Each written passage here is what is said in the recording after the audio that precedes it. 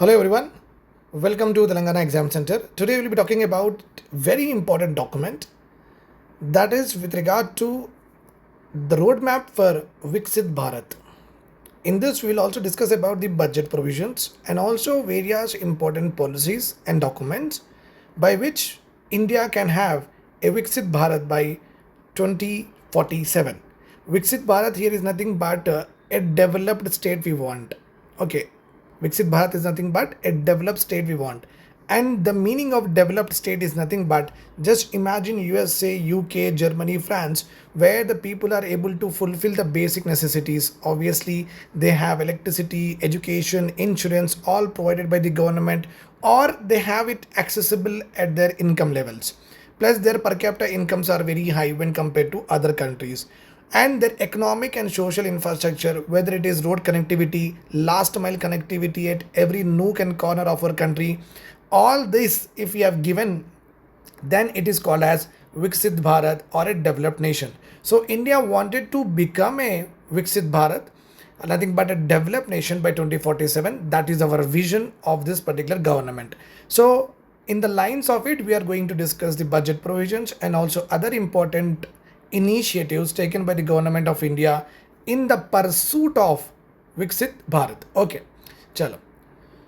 So as far as government has told, you already know that social stratification is there in Hindu society in the form of Chaturvarna system. You know that very well, which has Brahmans at the top, followed by Kshatriyas, then we have Vaishyas and Shudras. So, as we are living in the modern world, this all the caste system should be diluted. There should not be any casteism in our country. So, government is in the pursuit of also a caste-less society. Caste should not be there. Obviously, government wanted that to happen, but that is not at this point of time in reality.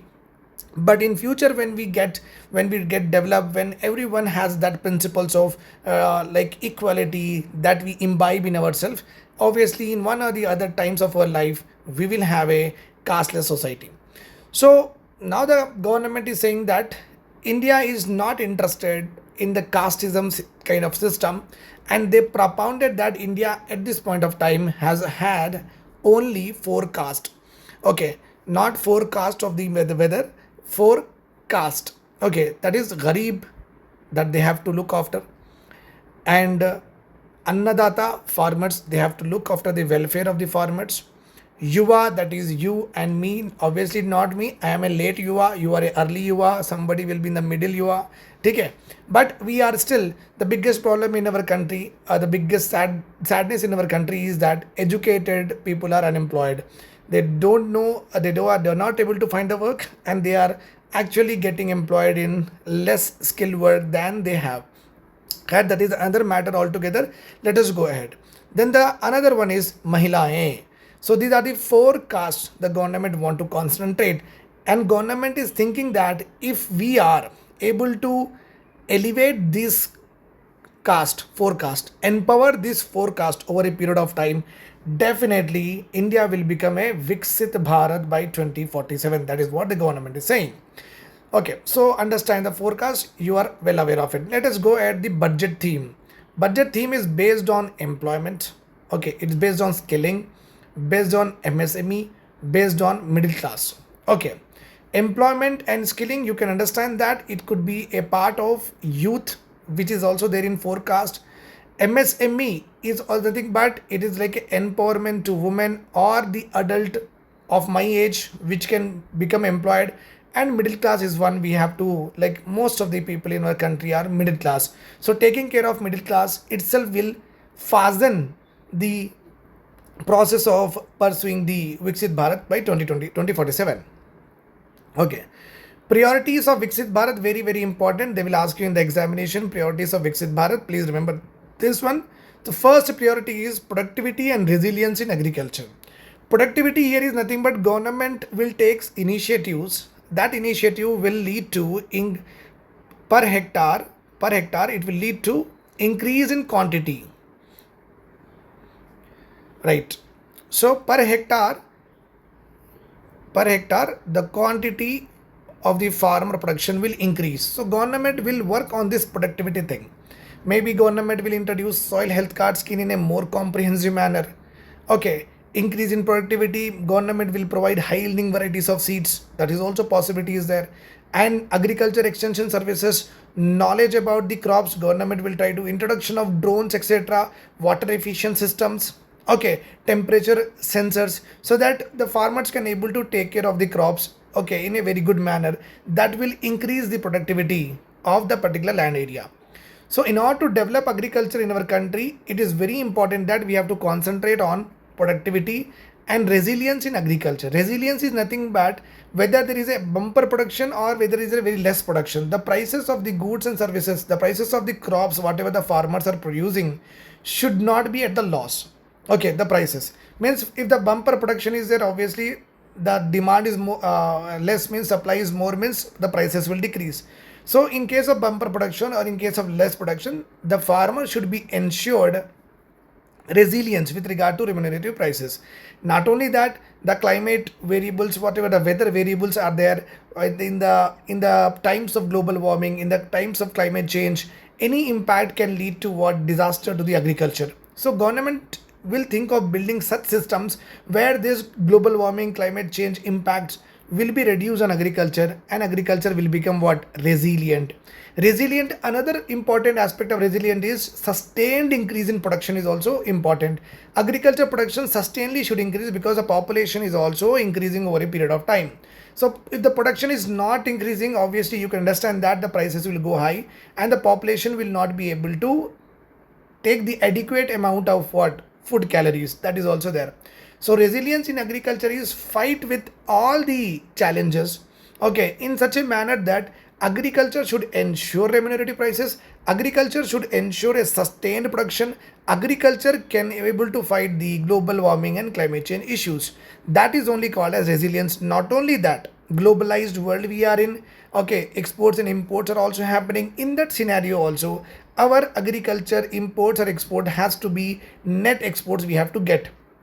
Okay, that is called as resilience agriculture, right? So let us, that is the conceptual knowledge that I have given to you. Let us now see what government is actually wanting to do with regard to this particular productivity and resilience. First one is transforming agriculture research.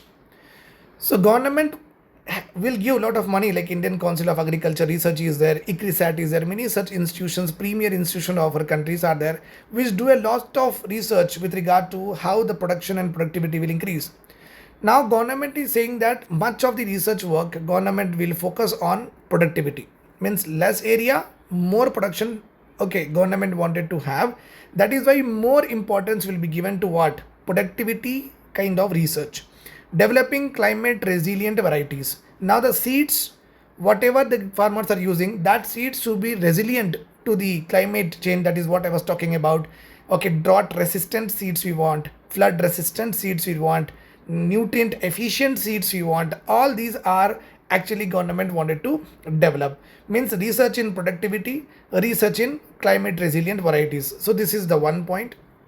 The national cooperation policy for systemic and orderly all-around development of cooperative sector. The second important theme here is cooperative sector, because when we do a business with lot of members, so the risk of you being poor will become decrease. Okay, if you are putting a restaurant with 10 friends, okay, all of us will shell out some proportion, 10 friends, 10% we will contribute. Okay, it means what? Even if the restaurant go in losses, we will not become poor, or we will not lose that much amount of money that we cannot able to sustain ourselves, right? So cooperation will lead to what? Distribution of risk and also reduction of uncertainties in the standard of living. So cooperative sector government want to develop. The third one here is government is focusing on Atmanirbhar Bharat, Atmanirbharta for oil seeds, because you know that pulses we are net importers. Net importers, whenever you talk about net importers, it means our exports are less, imports we are doing more. Okay, nothing but our protein content, whatever we are getting from the pulses, okay, we are actually taking from, able to satisfy from the imports, means we are taking from other countries. So for that particular purpose, we are very good in paddy, we are very good production wheat, means we are able to domestic demand, whatever is there, we are able to satisfy, and we are able to even export. We are able to even export. But here you can see that with regard to the pulses, the scenario is different. In pulses, we are actually importing. So government wanted to make India self-reliant with regard to this oil seeds and pulses production. Also, the government is concentrating on mustard, groundnut, sesame, soya bean, and sunflower. These all oil seeds will be developed over a period of time. This is how we can make sure that productivity and resilience in agriculture will be ensured. Okay. Now the fourth important point is vegetable production and supply chain. In vegetable, we are ranking actually second after China. Okay, but still vegetables are getting very costlier over a period of time. So reducing the inflationary pressure on the vegetables are also important. Promotion of farmer producer organization, again cooperatives, startups for vegetable supply chain. Means vegetable supply chain is nothing but just like Ratnadi, we are having DMart, we are having Food World, we are having, in that way the vegetable supermarket chains will be there. Okay, like Telangana Exam Center vegetable supermarket, like that continues Ramesh vegetable supermarket. Only vegetables will be sold, not other groceries. So government wanted to promote vegetable supply chains. Not only that, I talked about vegetable supermarkets, which we don't have at this point of time. Vegetable supply chains are nothing but from the farmer. From the farmer, he produces a vegetable, it will go to wholesaler, then go to retailer, they will go to consumer. This complete linkage is there. No, this complete linkage government want to develop. Okay, so that a proper connection should happen, one layer after another layer. So wholesaler place will be given, retailers place will be given. Okay, road connectivity will be given to them. A online system will be given that they will do the ordering, etc. So and so forth. With that, what happens? The vegetable supply in the market will be very, very good. Okay, for collection, storage and marketing, that is what I have told you. Release of new varieties, 109 new high yielding varieties, climate resilient varieties of 32 field horticulture crops. Means 109 new high yielding, means per seed you will get what? High yielding is nothing but, suppose you are one rice seed or paddy seed is giving 10 rice grains. High yielding means one paddy seed or rice seed will give what? 100 grains. This is called as what? High yielding varieties. Okay, so government want to give to the farmers 109 new high yielding varieties and also 32 field horticulture crops in the form of fruits and vegetables. Okay, right.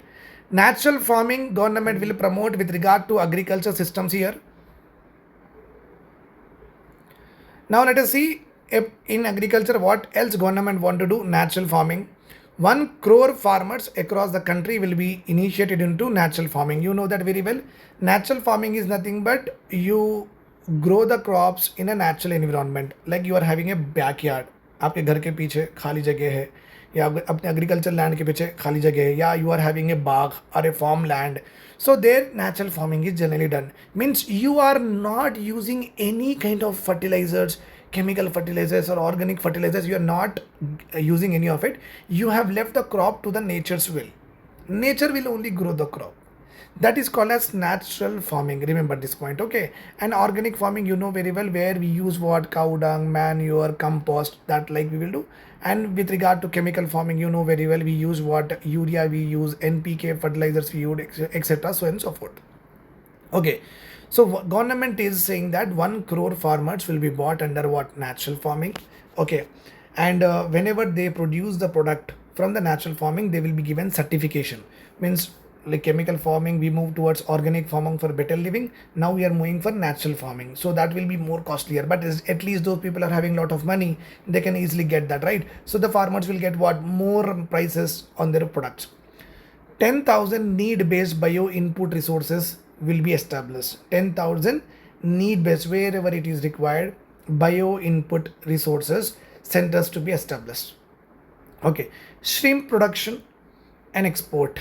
Okay, very, very important. Seafoods in the foreign countries are loved. We do not have in our country, but seafoods are most sought foods in the foreign countries. Financing for shrimp farming, processing and export will be facilitated through NABARD. Digital public infrastructure, DPI, for the coverage of farmers and the lands in 3 years. Okay, one digital public infrastructure, one portal or website will be created. In 3 years, where all the farmers will be their names will be there, and how much land they are owning. Nothing but digitalization of farmers and their title deeds will be done with the help of digital public infrastructure. Digital crop survey in 400 districts will be taken up by the government. Issuance of Jan Samarth based Kisan credit cards.